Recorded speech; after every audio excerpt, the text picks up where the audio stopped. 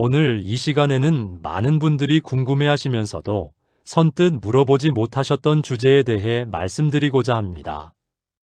오늘은 교회를 다니지 않는 가족들을 위한 기도에 관해 이야기를 해볼까 합니다. 어제 저녁 식사 시간, 당신은 또다시 가족 앞에서 식사 기도를 하자는 말을 꺼내지 못했습니다. 또 종교 얘기냐는 차갑고 날선 반응이 두려워서 그냥 조용히 고개를 숙이고 혼자 묵상으로 기도했습니다.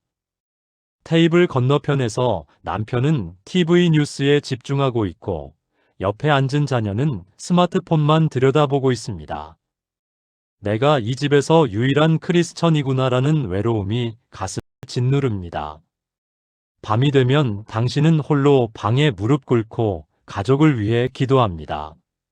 하나님, 제 가족을 구원해 주세요라고 간절히 부르짖지만 아무런 변화도 보이지 않습니다.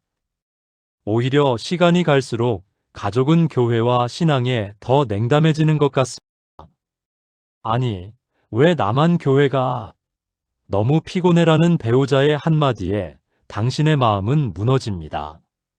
자녀가 엄마는 교회 가면 왜 이렇게 변해요? 집에서는 화내면서라고 말할 때 당신은 자책감에 빠집니다.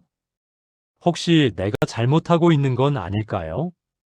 내 신앙생활이 오히려 가족을 하나님으로부터 멀어지게 만드는 건 아닐까요? 그래서 더 이상 가족에게 신앙에 대해 말하지 않기로 결심합니다. 그냥 조용히 기도만 하고 내 삶으로 보여주면 되겠지 하고 생각합니다. 그런데 여러분, 바로 이것이 역설입니다. 당신이 가장 무력하다고 느끼는 그 순간이 실은 하나님의 능력이 가장 강력하게 역사하시는 시간입니다. 당신의 입술이 막혔을 때 성령님께서 당신을 대신해 말할 수 없는 탄식으로 간구하십니다.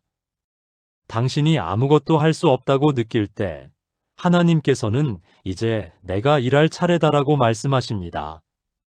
로마서 8장 26절 말씀입니다. 이와 같이 성령도 우리의 연약함을 도우시나니 우리는 마땅히 기도할 바를 알지 못하나 오직 성령이 말할 수 없는 탄식으로 우리를 위하여 친히 간구하시느니라. 여러분, 당신이 지금 느끼는 그 무력함이 바로 하나님께서 일하시는 통로입니다. 당신의 연약함이 하나님의 강함을 드러내는 무대입니다. 오늘 저는 여러분에게 단순히 더 열심히 기도하라고 말하지 않겠습니다. 그것은 이미 여러분이 지치도록 해온 일이기 때문입니다. 오늘 저는 여러분에게 어떻게 기도할 것인가를 말씀드리겠습니다. 성경이 보여주는 불신 가족을 위한 3가지 말씀 기도를 나누겠습니다. 이 기도는 단순한 간구가 아닙니다. 하나님의 약속 위에 서서 영적 전쟁을 승리로 이끄는 무기입니다. 이 기도를 통해 여러분은 희망을 회복하고 확신을 얻게 될 것입니다. 그리고 놀라운 하나님의 역사를 목격하게 될 것입니다.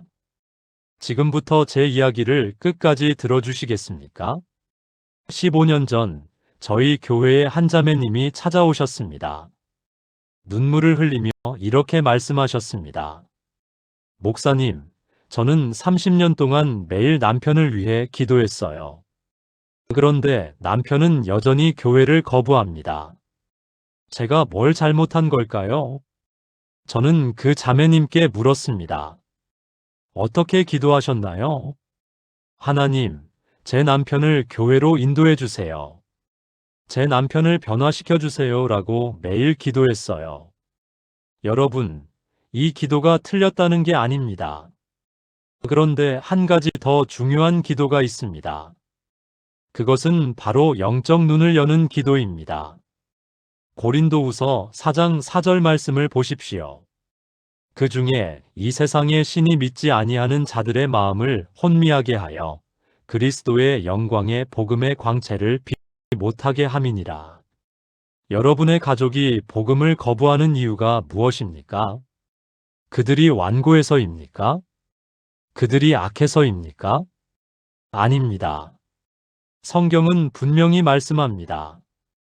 이 세상의 신, 곧 사탄이 그들의 마음을 혼미하게 했다고 말입니다. 그들의 영적 눈이 가려져 있어서 복음의 광채를 보지 못하는 것입니다. 그래서 우리가 아무리 설득해도, 아무리 좋은 간증을 해도 그들의 마음에 닿지 않는 것입니다. 이것은 인간의 노력으로 해결할 수 있는 문제가 아닙니다. 이것은 영적 전쟁입니다. 에베소서 6장 12절이 말씀하십니다. 우리의 씨름은 혈과 육을 상대하는 것이 아니요 통치자들과 권세들과 이 어둠의 세상 주관자들과 하늘에 있는 악의 영들을 상대함이라. 당신의 남편, 아내, 자녀, 부모님과 씨름하는 것이 아닙니다. 그들의 영적 눈을 가린 어둠의 세력과 씨름하는 것입니다. 그렇다면 우리는 어떻게 기도해야 합니까? 에베소서 1장 18절 바울의 기도를 따라 기도해야 합니다. 너희 마음의 눈을 밝히사 그의 부르심의 소망이 무엇이며 성도 안에서 그 기업의 영광의 풍성함이 무엇이며. 이것이 첫 번째 말씀 기도입니다. 하나님 아버지, 제 가족의 마음의 눈을 밝혀주옵소서. 사탄이 그들의 눈을 가린 어둠의 장막을 예수님의 이름으로 찢어버립니다. 그들이 복음의 광채를 보게 하시고 하나님의 사랑을 깨닫게 하옵소서. 이렇게 기도하십시오. 제가 그 자매님께 이 기도를 알려드렸습니다. 그리고 3개월 후 놀라운 일이 일어났습니다. 30년 동안 교회를 거부하던 그 남편 집사님이 주일 새벽에 갑자기 일어나서 이렇게 말했다고 합니다. 여보, 오늘 교회 같이 가면 안 될까? 간밤에 꿈을 꾸었는데 누군가 내게 이제 때가 되었다고 말하더라고. 그날 그분은 교회에 처음 나오셨고 예배 중에 눈물을 흘리며 회개하셨습니다.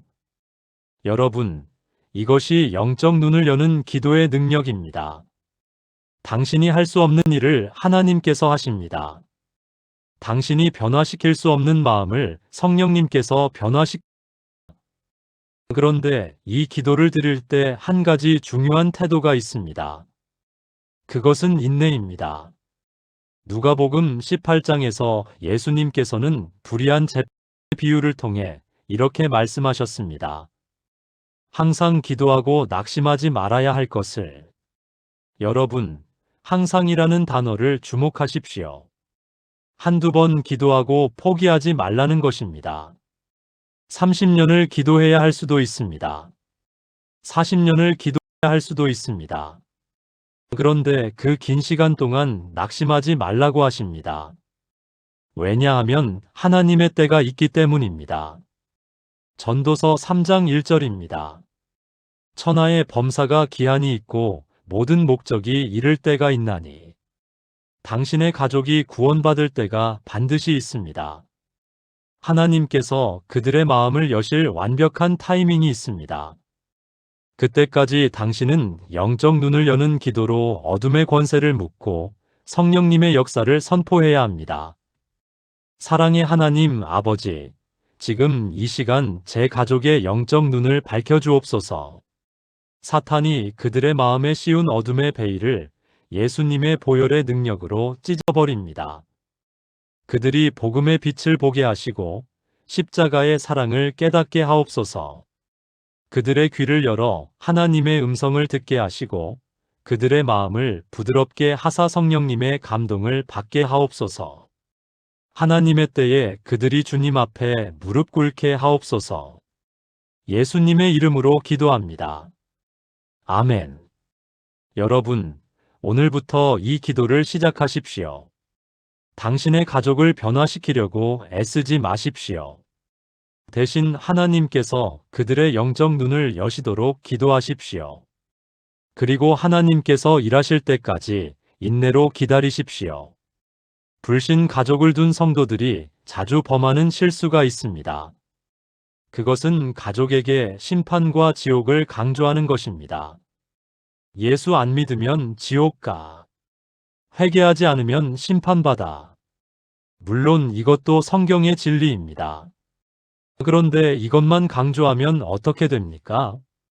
가족은 하나님을 두려운 분, 무서운 분으로만 인식하게 됩니다. 그래서 더욱 하나님으로부터 멀어집니다. 로마서 2장 4절 말씀을 보십시오. 혹 네가 하나님의 인자하심이 너를 인도하여 회개하게 하심을 알지 못하여 그의 인자하심과 용납하심과 길이 참으심이 풍성함을 멸시하느냐. 회개로 이끄는 것은 무엇입니까? 심판의 두려움이 아닙니다. 하나님의 선하심입니다. 하나님의 인자하심입니다. 사람들이 하나님께 돌아오는 이유는 지옥이 무서워서가 아니라 하나님의 사랑이 너무 좋아서입니다. 시편 34편 8절이 선포합니다. 너희는 여호와의 선하심을 맛보아 알지어다. 그에게 피하는 자는 복이 있도다. 여러분, 맛보아 알라는 이 표현을 주목하십시오. 하나님의 선하심은 설명으로 알 수 있는 것이 아닙니다. 직접 경험해야 아는 것입니다. 마치 음식의 맛을 말로만 설명 들어서는 알 수 없고 직접 먹어봐야 아는 것처럼 말입니다. 그렇다면 우리는 어떻게 기도해야 합니까? 우리 가족이 하나님의 선하심을 직접 경험하도록 기도해야 합니다. 저희 교회 한 청년이 있었습니다. 그의 아버지는 평생 불교 신자였습니다. 절에 다니시며 불공을 드리는 분이었습니다. 그 청년은 10년 동안 아버지의 구원을 위해 기도했습니다. 그런데 어느 날 아버지께서 큰 교통사고를 당하셨습니다. 의사들은 살기 어렵다고 했습니다. 그때 그 청년이 저를 찾아왔습니다. 목사님, 아버지를 위해 기도해 주세요. 아버지가 하나님의 선하심을 경험하게 해주세요. 저는 그와 함께 이렇게 기도했습니다. 하나님 아버지, 이 위기의 순간에 아버지께서 하나님의 살아계심을 경험하게 하옵소서. 의사들이 불가능하다 말하는 그 자리에서 하나님께서 기적을 행하시어 아버지가 하나님의 능력을 체험하게 하옵소서. 그리고 놀랍게도 아버지는 회복되셨습니다. 의사들이 기적이라고 말할 정도로 빠르게 회복되셨습니다. 퇴원하시던 날 아버지께서 아들에게 이렇게 말씀하셨다고 합니다. 아들아, 네가 믿는 그 하나님이 나를 살리신 것 같구나. 나도 한번 교회에 가볼까? 그 아버지는 지금 저희 교회에 충성된 장로님이 되셨습니다. 여러분, 이것이 하나님의 선하심을 경험하게 하는 기도의 능력입니다.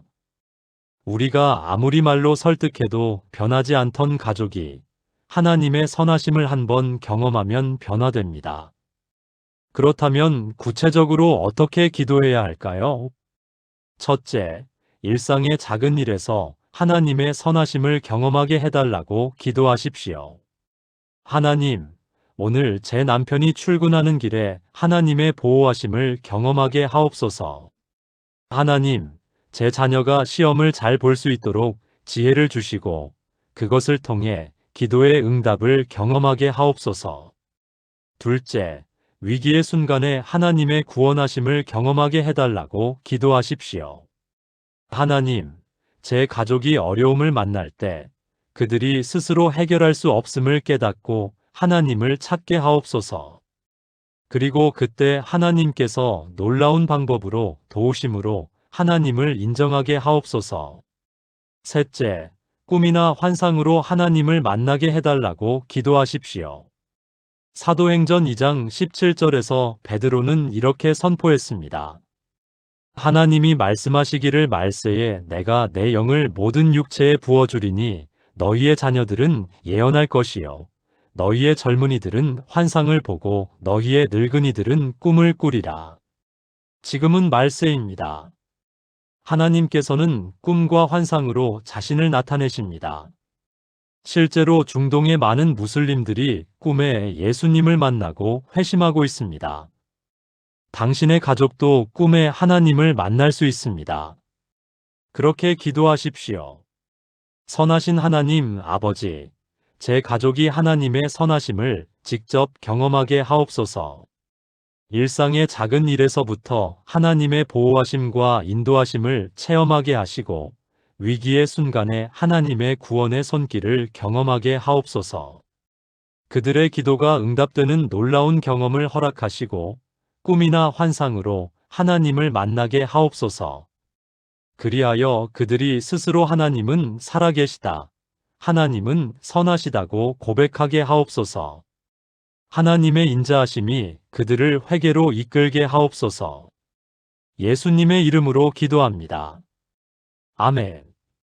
여러분, 당신의 가족이 하나님의 선하심을 경험할 때 그들의 마음은 자연스럽게 열리게 됩니다. 억지로 끌고 가지 마십시오. 하나님의 선하심이 그들을 이끌게 하십시오. 제가 목회하면서 가장 많이 듣는 질문 중 하나가 이것입니다. 목사님, 제가 뭘 해야 우리 가족이 교회에 나올까요? 그럴 때마다 저는 이렇게 답합니다. 당신이 예수님을 닮아가면 됩니다. 고린도후서 2장 14-15절 말씀입니다. 항상 우리를 그리스도 안에서 이기게 하시고 우리로 말미암아 각처에서 그리스도를 아는 냄새를 나타내시는 하나님께 감사하노라. 우리는 구원받는 자들에게나 망하는 자들에게나 하나님 앞에서 그리스도의 향기니. 여러분, 우리는 그리스도의 향기입니다. 우리의 삶에서 예수님의 향기가 나야 합니다.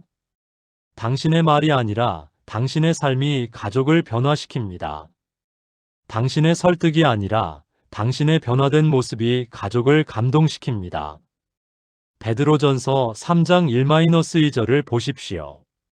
아내들아, 이와 같이 자기 남편에게 순종하라. 이는 혹 말씀을 순종하지 않는 자라도 말로 말미암지 않고 그 아내의 행실로 말미암아 구원을 받게 하려 함이니 너희의 두려워하며 정결한 행실을 봄이라. 베드로는 놀라운 진리를 선포합니다. 불신 남편이 구원받는 길은 말로 말미암지 않고 아내의 행실로 말미암아라고 말합니다. 당신이 아무리 좋은 말씀을 인용해도 아무리 논리적으로 설득해도 소용없을 수 있습니다.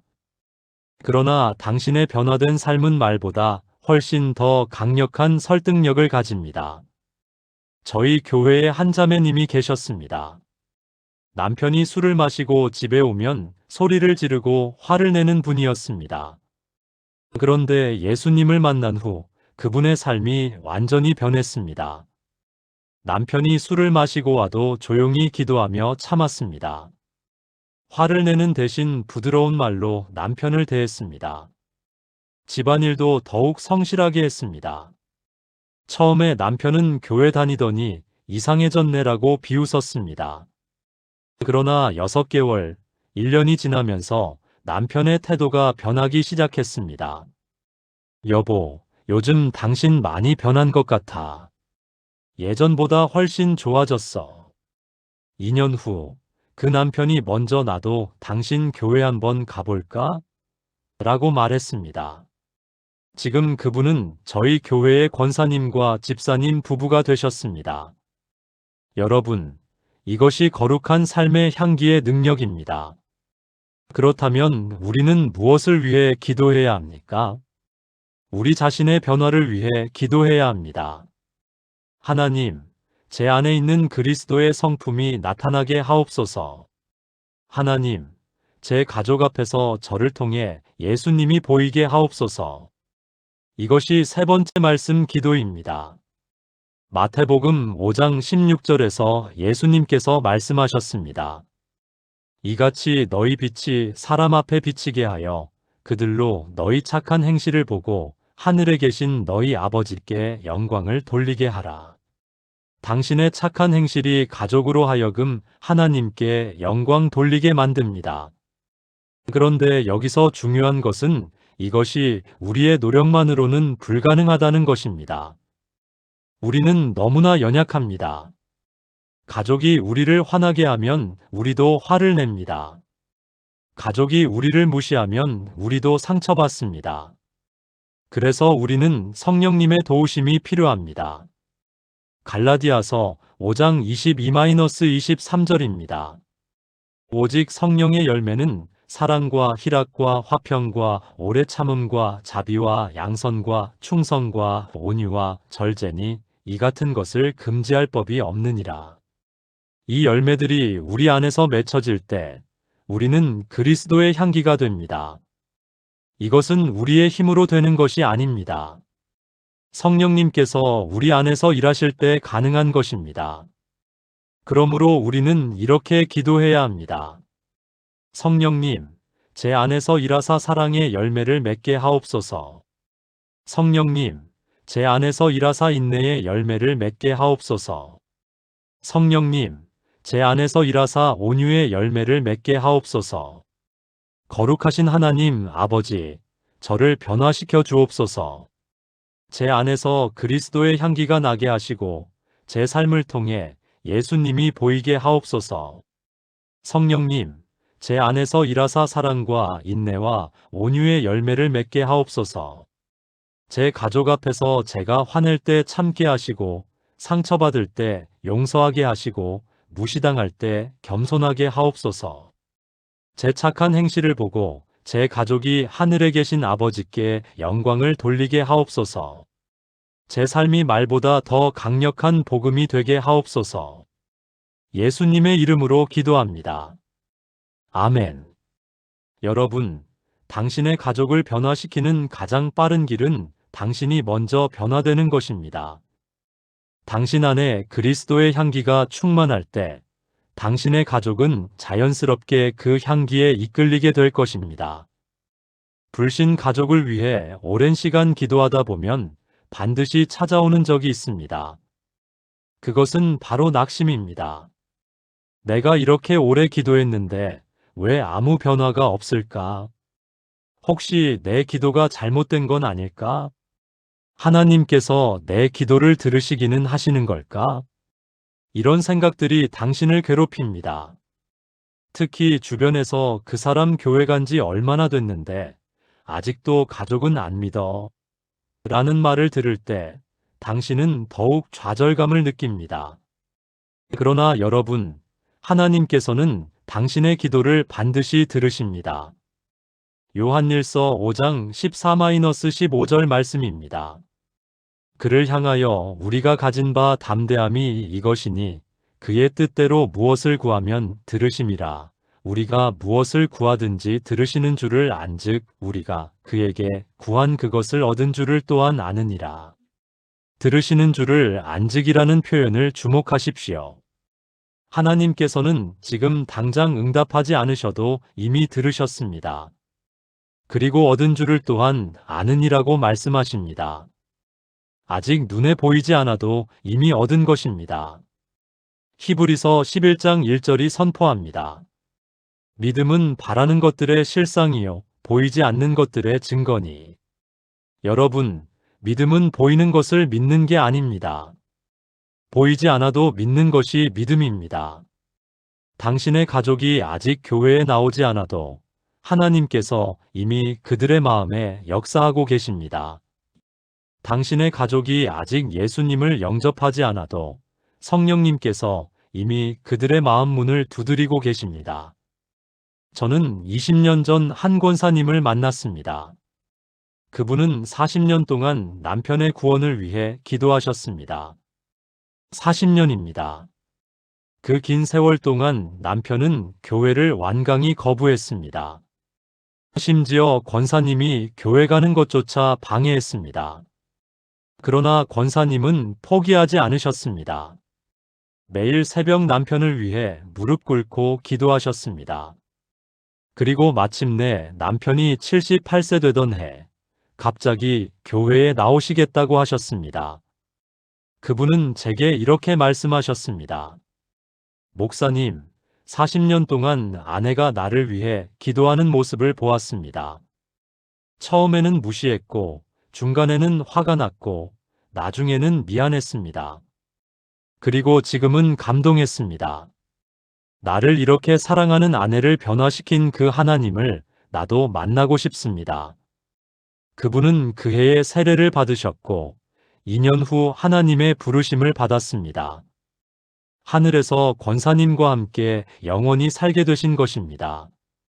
여러분, 40년입니다.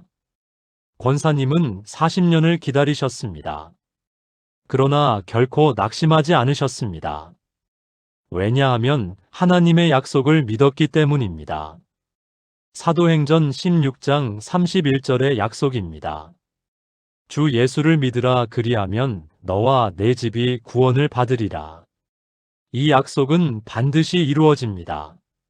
시간이 걸릴 뿐입니다. 하박국 2장 3절이 말씀하십니다. 이 묵시는 정한 때가 있나니 그 종말을 향하여 달려가나니 거짓이 없으리라. 비록 더딜지라도 기다리라. 지체되지 않고 반드시 응하리라. 비록 더딜지라도 기다리라는 이 말씀을 붙잡으십시오. 더딘 것이 안 되는 것이 아닙니다. 하나님께서는 가장 완벽한 타이밍에 일하십니다. 그렇다면 낙심하지 않고 믿음을 지키는 비결은 무엇입니까? 첫째, 작은 변화를 기록하십시오. 당신의 가족에게 일어나는 작은 변화들을 노트에 적으십시오. 오늘 남편이 교회 이야기를 해도 화내지 않았다. 오늘 아들이 식사 기도를 거부하지 않았다. 이런 작은 변화들이 쌓이면 큰 변화가 됩니다. 둘째, 기도 제목을 구체적으로 나누십시오. 막연히 우리 가족 구원해 주세요가 아니라 구체적으로 기도하십시오. 이번 주에 남편의 마음이 부드러워지게 해주세요. 다음 달에 자녀가 교회 행사에 한번 참석하게 해주세요. 셋째, 같은 처지에 있는 성도들과 함께 기도하십시오. 교회에는 당신처럼 불신 가족을 위해 기도하는 성도들이 많습니다. 그들과 함께 모여 서로를 격려하고 함께 기도하십시오. 마태복음 18장 19절의 약속입니다. 진실로 다시 너희에게 이르노니 너희 중에 두 사람이 땅에서 합심하여 무엇이든지 구하면 하늘에 계신 내 아버지께서 그들을 위하여 이루게 하시리라. 신실하신 하나님 아버지, 제가 낙심하지 않고 믿음으로 서게 하옵소서. 보이지 않아도 하나님께서 역사하고 계심을 믿습니다. 들리지 않아도 하나님께서 제 기도를 들으심을 믿습니다. 비록 더딜지라도 하나님의 약속은 반드시 이루어질 것을 믿습니다. 제 가족의 구원은 이미 하늘에서 준비되었고 때가 되면 반드시 이루어질 것을 선포합니다. 제게 인내와 끈기를 주시고 포기하지 않는 믿음을 주옵소서. 예수님의 이름으로 기도합니다. 아멘. 여러분, 낙심은 사탄의 무기입니다. 그러나 믿음은 하나님의 방패입니다. 낙심이 찾아올 때마다 하나님의 약속을 다시 선포하십시오. 예수님의 제자들이 한 번은 귀신 들린 아이를 고치지 못한 적이 있었습니다. 그들이 예수님께 물었습니다. 우리는 어찌하여 쫓아내지 못하였나이까? 마태복음 17장 21절에서 예수님께서 대답하셨습니다. 기도 외에 다른 것으로는 이런 종류가 나갈 수 없느니라. 어떤 사본에는 기도와 금식 외에는이라고 기록되어 있습니다. 여러분, 어떤 영적 전쟁은 일반적인 기도만으로는 승리하기 어렵습니다. 더 강력한 무기가 필요합니다. 그것이 바로 금식 기도입니다. 금식 기도는 우리의 육신을 낮추고 영을 깨우는 행위입니다. 음식을 끊음으로써 하나님, 이것보다 당신이 더 중요합니다라고 고백하는 것입니다. 에스라 8장 21절에서 에스라는 이렇게 말했습니다. 이에 내가 아하와 강가에서 금식을 선포하고 우리 하나님 앞에서 스스로 겸비하여 우리와 우리 어린 것과 모든 소유를 위하여 평탄한 길을 그에게 간구하였으니 금식은 하나님 앞에 스스로를 겸비하게 하는 행위입니다. 그리고 이것이 하나님의 마음을 움직입니다. 역대하 7장 14절 말씀입니다. 내 이름으로 일컫는 내 백성이 그들의 악한 길에서 떠나 스스로 낮추고 기도하여 내 얼굴을 찾으면 내가 하늘에서 듣고 그들의 죄를 사하고 그들의 땅을 고칠지라. 스스로 낮추고라는 표현에 금식이 포함되어 있습니다. 금식은 우리를 낮추는 가장 구체적인 방법입니다. 저희 교회에 한 집사님이 계셨습니다. 그분의 큰아들이 마약에 빠져 있었습니다. 여러 번 치료를 시도했지만 번번이 실패했습니다. 집사님은 절망했습니다. 그때 저는 집사님께 말씀드렸습니다. 집사님, 21일 금식 기도를 해보시는 게 어떨까요? 이것은 일반적인 상황이 아닙니다. 영적 전쟁입니다. 집사님은 두려워하셨습니다. 목사님, 제가 금식을 할 수 있을까요? 건강도 좋지 않은데. 그러나 결국 결단하셨습니다. 아들을 위해서라면 무엇이든 하겠습니다. 21일 동안 집사님은 물만 마시며 기도하셨습니다. 몸은 힘들었지만 영은 깨어났습니다. 기도할 때마다 성령님의 임재를 강력하게 경험하셨습니다. 그리고 금식 18일째 되던 날 밤, 아들이 집에 돌아왔습니다. 무릎을 꿇고 어머니께 울면서 말했습니다. 엄마, 나 좀 도와줘. 나 이제 정말 끝내고 싶어. 엄마가 나를 위해 기도하는 걸 꿈에서 봤어. 엄마가 우는 모습을 봤어. 엄마, 미안해. 그 아들은 지금 완전히 회복되어 교회에서 청년부 리더로 섬기고 있습니다. 여러분, 이것이 금식 기도의 능력입니다. 금식 기도는 영적 세계에서 지진을 일으킵니다. 사탄의 견고한 진을 무너뜨립니다. 그렇다면 금식 기도를 어떻게 시작해야 할까요? 처음부터 장기간 금식을 할 필요는 없습니다. 먼저 한 끼 금식부터 시작하십시오. 점심을 거르고 그 시간에 기도하십시오. 익숙해지면 하루 금식을 해보십시오. 그리고 성령님의 인도하심을 따라 3일, 7일, 21일 금식으로 나아가십시오. 금식할 때는 반드시 물을 충분히 마시십시오. 건강을 해치는 금식은 하나님께서 원하시는 것이 아닙니다. 그리고 금식의 목적을 분명히 하십시오. 단순히 음식을 끊는 것이 아니라 하나님과 더 깊이 교제하기 위함입니다. 이사야 58장 6-7절에서 하나님께서 원하시는 금식을 말씀하십니다. 내가 기뻐하는 금식은 흉악의 결박을 풀어주며 멍에의 줄을 끌어주며 압제당하는 자를 자유하게 하며 모든 멍에를 꺾는 것이 아니겠느냐. 금식은 영적 결박을 푸는 도구입니다. 당신의 가족을 묶고 있는 사탄의 사슬을 끊는 무기입니다. 전능하신 하나님 아버지, 제게 금식 기도의 은혜를 허락하옵소서. 제 육신을 낮추고 영을 깨우게 하시며 더 깊은 기도의 세계로 인도하옵소서. 금식 기도를 통해 제 가족을 묶고 있는 모든 영적 사슬을 끊게 하시고 사탄의 견고한 진을 무너뜨리게 하옵소서. 제 금식이 하나님을 기쁘시게 하는 금식이 되게 하시고 제 가족의 자유와 구원을 가져오는 무기가 되게 하옵소서. 예수님의 이름으로 기도합니다. 아멘. 여러분, 당신의 가족을 위해 금식 기도를 시작하십시오. 이것은 당신이 드릴 수 있는 가장 강력한 사랑의 표현입니다.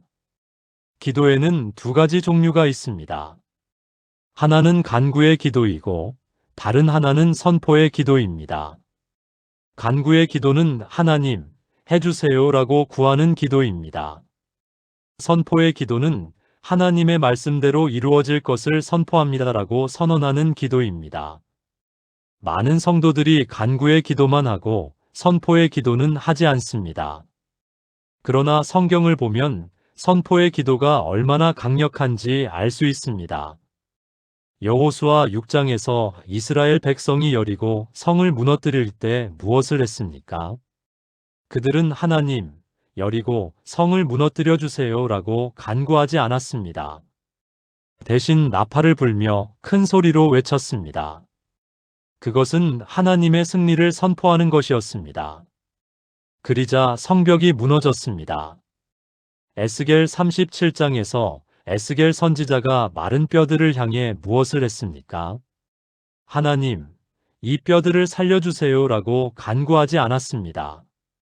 대신 하나님의 말씀을 선포했습니다. 너희 마른 뼈들아, 여호와의 말씀을 들으라. 그리자 뼈들이 서로 연결되고 살이 붙고 생기가 들어갔습니다. 여러분, 당신의 가족을 향해 하나님의 말씀을 선포하십시오. 그들이 듣지 못해도 상관없습니다. 영적 세계에서는 들립니다. 마가복음 11장 23절에서 예수님께서 말씀하셨습니다. 내가 진실로 너희에게 이르노니 누구든지 이 산더러 들리어 바다에 던져지라 하며 그 말하는 것이 이루어질 줄 믿고 마음에 의심하지 아니하면 그대로 되리라. 산더러라는 표현을 주목하십시오. 하나님께 기도하는 것이 아니라 산을 향해 말하는 것입니다. 이것이 선포의 기도입니다. 당신의 가족을 묶고 있는 문제를 향해 말하십시오. 불신의 영아, 예수님의 이름으로 명하노니 내 가족에게서 떠나라. 우상 숭배의 영아, 예수님의 이름으로 명하노니 내 가족을 놓으라. 완악함의 영아, 예수님의 이름으로 명하노니 내 가족의 마음을 부드럽게 하라. 이것이 선포의 기도입니다. 그리고 하나님의 약속을 선포하십시오. 사도행전 16장 31절 말씀대로 내 집이 구원받을 것을 선포합니다. 요한복음 6장 37절 말씀대로 아버지께서 내 가족을 예수님께 이끄실 것을 선포합니다. 에스겔 36장 26절 말씀대로 내 가족의 굳은 마음을 제거하시고 부드러운 마음을 주실 것을 선포합니다. 저는 매주 수요일 저녁마다 우리 교회 성도들과 함께 선포 기도회를 인도합니다. 그곳에서 우리는 함께 큰 소리로 하나님의 약속들을 선포합니다. 우리 가족이 구원받을 것을 선포합니다. 우리 자녀가 하나님께 돌아올 것을 선포합니다. 우리 부모님이 예수님을 영접할 것을 선포합니다. 처음에는 어색해 하시던 분들도 점점 담대해집니다. 그리고 놀라운 간증들이 나타나기 시작합니다. 한 집사님이 간증하셨습니다. 저는 10년 동안 조용히 기도만 했습니다. 그런데 선포 기도를 시작한 지 3개월 만에 남편이 변하기 시작했습니다. 선포에 능력이 있습니다. 여러분, 왜 선포의 기도가 강력할까요? 첫째, 선포는 믿음의 표현이기 때문입니다. 당신이 하나님의 약속을 믿는다면 담대히 선포할 수 있습니다. 둘째, 선포는 사탄을 물리치는 무기이기 때문입니다. 계시록 12장 11절입니다. 또 우리 형제들이 어린 양의 피와 자기들이 증언하는 말씀으로써 그를 이겼으니. 증언하는 말씀이 바로 선포입니다. 셋째, 선포는 영적 세계에 하나님의 뜻을 선언하는 것이기 때문입니다. 당신이 선포할 때 천사들이 듣고 움직입니다. 당신이 선포할 때 귀신들이 떨며 물러갑니다. 권능의 하나님 아버지, 제게 선포의 담대함을 주옵소서. 하나님의 약속을 굳게 믿고 담대히 선포하게 하옵소서. 제 가족을 향해 사도행전 16장 31절 말씀을 선포합니다. 내 집이 구원받을 것입니다. 제 가족을 묶고 있는 모든 어둠의 세력을 향해 명령합니다. 예수님의 이름으로 떠나라. 제 가족의 영적 눈이 열릴 것을 선포합니다. 제 가족의 마음이 부드러워질 것을 선포합니다. 제 가족이 하나님의 선하심을 경험할 것을 선포합니다. 제 가족이 예수님을 구주로 영접할 것을 선포합니다. 예수님의 이름으로 선포합니다. 아멘. 여러분, 오늘부터 선포의 기도를 시작하십시오. 간구만 하지 말고 선포도 하십시오. 당신의 선포가 영적 세계를 뒤흔들 것입니다. 전도서 3장 1절이 말씀합니다. 천하의 범사가 기한이 있고 모든 목적이 이를 때가 있나니. 여러분, 하나님께는 모든 일에 완벽한 타이밍이 있습니다. 씨 뿌릴 때가 있고 거둘 때가 있습니다. 울 때가 있고 웃을 때가 있습니다. 마찬가지로 당신의 가족이 구원받을 완벽한 때가 있습니다. 우리의 조급함이 때로는 하나님의 일을 방해할 수 있습니다. 우리가 너무 서두르면 가족을 압박하게 되고 그것이 오히려 역효과를 낼 수 있습니다. 요한복음 2장에서 예수님의 어머니 마리아가 예수님께 포도주가 떨어졌다고 말했을 때 예수님께서 뭐라고 하셨습니까? 여자여 나와 무슨 상관이 있나이까 내 때가 아직 이르지 아니하였나이다. 예수님께는 내 때가 있었습니다. 마찬가지로 당신의 가족에게도 그 때가 있습니다. 하나님께서 정하신 그 때를 기다려야 합니다. 그렇다면 우리는 어떻게 하나님의 때를 분별할 수 있을까요? 첫째, 성령님의 인도하심에 민감해야 합니다. 어떤 날은 성령님께서 오늘은 내 가족에게 복음을 전하라고 인도하십니다. 그럴 때는 순종해야 합니다. 또 어떤 날은 오늘은 조용히 기도만 하라고 하십니다. 그럴 때도 순종해야 합니다. 둘째, 가족의 마음 상태를 관찰해야 합니다. 당신의 가족이 어려움을 겪을 때 그것이 하나님을 찾을 기회가 될 수 있습니다.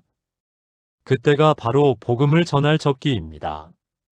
그러나 가족이 당신에게 화가 나 있거나 스트레스를 받고 있을 때는 신앙 이야기를 꺼내지 않는 것이 지혜입니다.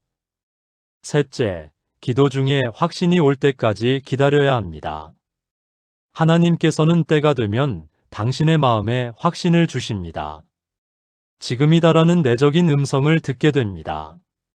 그때가 바로 행동할 때입니다. 저희 교회에 한 권사님이 계셨습니다. 그분은 25년 동안 시어머니의 구원을 위해 기도하셨습니다. 시어머니는 평생 불교 신자셨고 교회에 대해 매우 부정적이셨습니다. 권사님은 여러 번 복음을 전하려 했지만 그때마다 성령님께서 아직 때가 아니다라고 하시는 것 같았습니다. 그래서 그냥 묵묵히 기도만 하셨습니다. 그러던 어느 날 시어머니께서 큰 수술을 받게 되셨습니다. 수술 전날 밤 권사님이 기도하는데 성령님께서 강하게 말씀하셨습니다. 지금이다. 지금 가서 시어머니께 복음을 전하라. 권사님은 순종하셨습니다. 병실로 가서 시어머니 곁에 앉아 조심스럽게 말씀을 드렸습니다. 어머님, 제가 25년 동안 어머님을 위해 기도했어요. 예수님을 영접하시면 영생을 얻으세요. 놀랍게도 시어머니께서 고개를 끄덕이시며 말씀하셨습니다. 그래, 네가 그렇게 오랜 날 위해 기도했다면 분명히 이유가 있겠지. 나도 내 예수를 믿어볼게. 그날 밤 시어머니는 예수님을 영접하셨습니다. 그리고 수술은 성공적으로 끝났고 시어머니는 회복되셔서 5년을 더 사시며 열심히 신앙생활 하셨습니다. 여러분, 25년입니다. 하나님께서는 25년 후에 완벽한 타이밍을 준비하셨습니다. 만약 권사님이 중간에 포기했다면 어떻게 되었을까요? 만약 권사님이 때를 분별하지 못하고 계속 압박했다면 어떻게 되었을까요? 하나님의 때를 기다리는 것, 이것이 중요합니다. 시편 27편 14절이 말씀합니다. 여호와를 기다릴지어다 강하고 담대하며 여호와를 기다릴지어다. 기다리라는 말이 2번 반복됩니다. 그만큼 기다림이 중요하다는 뜻입니다. 기다림은 나약함이 아닙니다. 기다림은 믿음입니다. 하나님께서 일하실 때까지 인내하며 기다리는 것이 진정한 믿음입니다. 이사야 40장 31절의 약속을 붙잡으십시오. 오직 여호와를 앙망하는 자는 새 힘을 얻으리니 독수리가 날개치며 올라감 같을 것이요 다른 박질하여도 곤비하지 아니하겠고 걸어가도 피곤하지 아니하리로다. 앙망하는 이라는 단어가 바로 기다린다는 뜻입니다. 여호와를 기다리는 자는 새 힘을 얻습니다. 지치지 않습니다. 포기하지 않습니다. 끝까지 달려갈 수 있습니다. 본문 7 기도문. 지혜의 하나님 아버지, 제게 때를 분별하는 지혜를 주옵소서.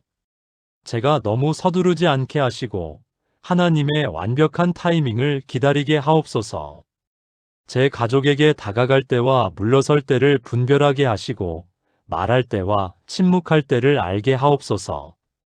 성령님의 인도하심에 민감하게 하시고 하나님께서 지금이다라고 말씀하실 때 담대히 순종하게 하옵소서.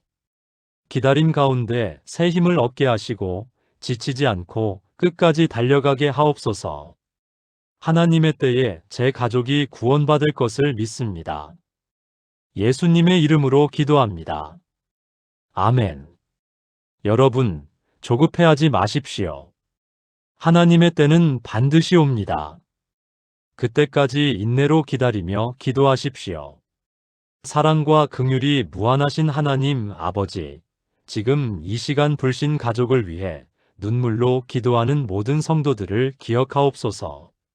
그들의 간절함을 아시고 그들의 눈물을 보시고 그들의 기도를 들으시는 하나님께 감사드립니다. 오늘 우리가 배운 3가지 말씀 기도를 통해 우리 가족의 영혼이 살아나게 하옵소서. 첫째, 우리 가족의 영적 눈을 밝혀주옵소서. 사탄이 가린 어둠의 베일을 찢어버리시고 복음의 광채를 보게 하옵소서.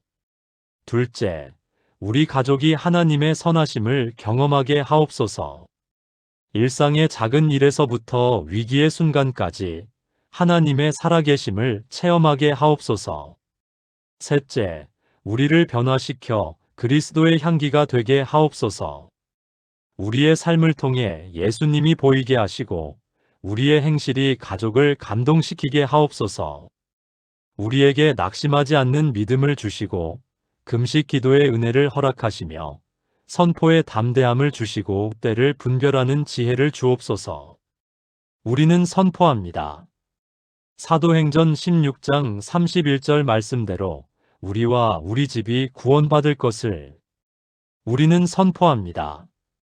이사야 49장 25절 말씀대로 하나님께서 우리의 대적과 다투시고 우리 자녀를 구원하실 것을 우리는 선포합니다.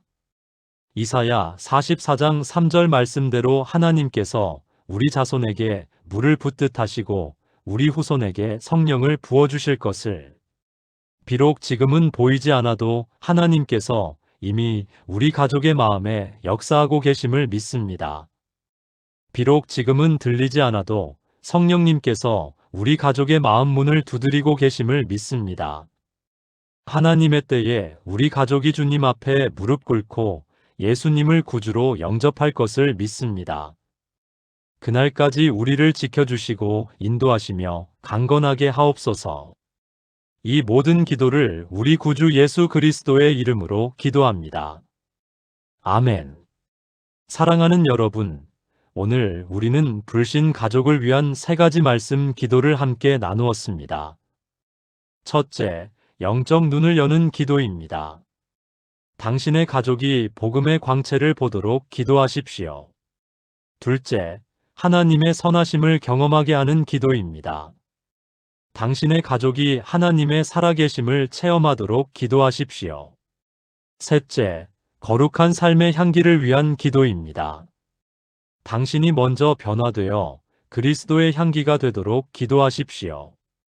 그리고 우리는 낙심하지 않는 믿음, 금식 기도의 능력, 선포의 담대함, 때를 분별하는 지혜에 대해서도 배웠습니다.